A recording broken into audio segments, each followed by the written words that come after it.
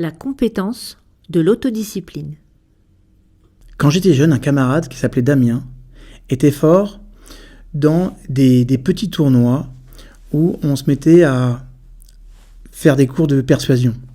Ce sont des compétitions pendant lesquelles on prétend faire partie d'une équipe juridique qui va plaider diverses affaires devant un juge. Et à l'époque, si on gagnait 4 affaires d'affilée, on gagnait le championnat de la région. Avant qu'il ne se lance activement dans ces tournois, Damien, il n'était pas intéressé par le droit. C'était plus quelqu'un qui aimait le basket. Mais une fois qu'il a découvert qu'il était très bon dans ça au lycée, il a décidé d'aller en école de droit, puis après à l'université.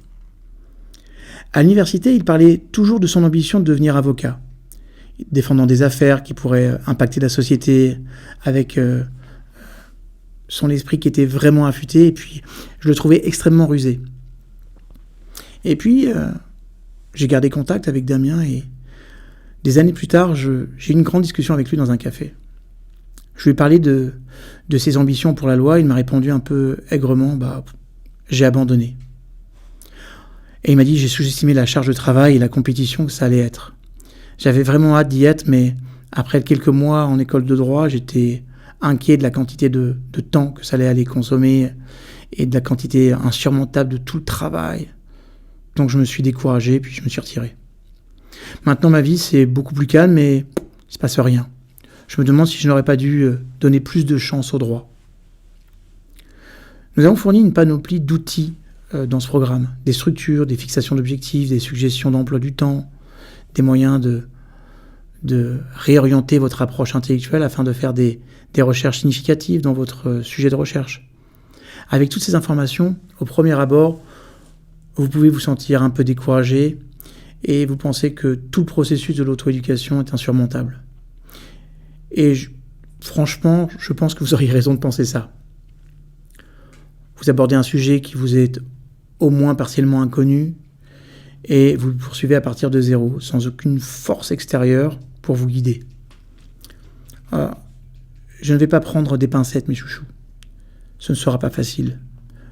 Vous ne devriez pas sous-estimer à quel point ce travail va être délicat. Mais pourquoi le faites-vous ? Il va y avoir des moments dans votre parcours où vous n'allez pas savoir quoi faire ensuite. Ce manque de savoir vous rendra mal à l'aise. Parfois, vous vous sentirez comme un jongleur manquant de main. Vous serez saturé d'informations, vous ne saurez pas exactement comment relier tous les points et comment faire pour faire correspondre les morceaux. Il y aura des concepts que vous ne pourrez pas saisir immédiatement.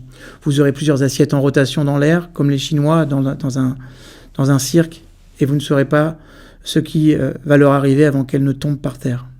Vous allez sûrement vouloir abandonner. Sinon, vous demanderez si toute cette incertitude en vaut vraiment la peine. Vous allez ressentir cela au moins plus d'une fois. Ensuite, arrivé à un stade, sûrement quand vous y attendrez le moins, vous allez entendre ce premier clic dans votre tête et quelque chose va enfin prendre tout son sens pour vous. Ça va arriver. Mais avant que ça ne se passe, vous devez passer par le processus du début et avec très peu d'exceptions, les débuts sont toujours nuls. D'accord ? Vous allez peut-être commencer en confiance, plein de bonnes résolutions, et vous allez peut-être même passer plusieurs étapes sans frustration. Ensuite, au moment où vous sentez que vous êtes censé faire un bond en avant, vous rencontrerez un obstacle mental. Vous vous sentirez anxieux, douteux. Quand cela se passe, souvenez-vous, vous ne vous êtes pas lancé là-dedans pour abandonner aussitôt. Vous vous êtes engagé sur le long terme. Vous êtes engagé pour une vision plus large. Vous songez à faire un zoom en arrière et à comprendre que le moment présent sera toujours un moment à passer, qu'il soit positif ou négatif. C'est pourquoi il est important de garder une vision sur le long terme et lorsque vous traverserez des moments difficiles, que ce sont des moments inévitables dans le parcours de l'auto-apprentissage. Si vous avez ça à l'esprit, vos angoisses passeront. C'est seulement temporaire. Certes, nous n'avons pas l'habitude de garder la vision sur le long terme dans notre esprit. Nous sommes plus conditionnés à gérer ce qu'il se passe devant nous, s'occuper de ce qui est le plus urgent. Dans ces moments-là, la peur et les angoisses ont un pouvoir inhabituel. Ils sont là sur le moment et nous les ressentons plus fort. La déception et la désillusion nous arrivent à tous, surtout quand nous travaillons sur nous-mêmes. Ces émotions négatives activent sont présentes et certaines, et l'avenir que nous essayons d'améliorer n'est pas du tout certain. Gardez un œil sur vos objectifs à long terme, c'est ça qui va vous aider à surmonter ces émotions négatives. Il suffit de les reconnaître, de valider leur réalité et de vous rappeler la raison pour laquelle vous entreprenez cet effort pour le long terme. Et puis avancer. L'échec n'est pas fait pour vous. C'est pas fait pour vous faire abandonner ce que vous êtes en train d'entreprendre. Il est censé vous rediriger et vous encourager à trouver une nouvelle façon de faire. Nous faisons nos preuves en relevant les défis qui nous seront présentés. C'est toujours comme ça que ça se passe. Ce que nous apprend la pensée à long terme, c'est que tous les moments individuels de terreur face à un avenir incertain sont temporaires. Ils ne vont pas durer. En restant concentré sur cette ligne d'arrivée, peu importe la distance qui vous en sépare, ces moments d'anxiété vont s'atténuer avec le temps.